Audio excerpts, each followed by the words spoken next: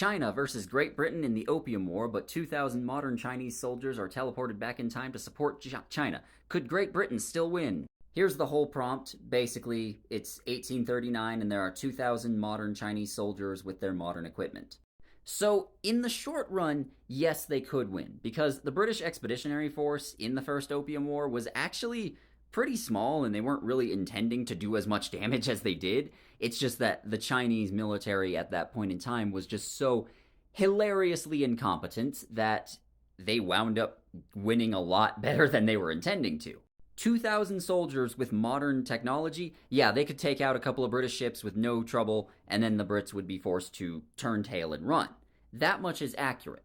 However, if they're sent back in time, they don't really have any resupply or logistics or anything of that nature, and it's doubtful they would be able to recreate their technology. Now, they would probably be able to create some technology that was better than what the Qing dynasty had at that time, but well, okay, so this is way more complicated than I can really get into in this format, but basically, the Qing dynasty did not want there to be technological and industrial advancements because that would threaten their grip on power in China.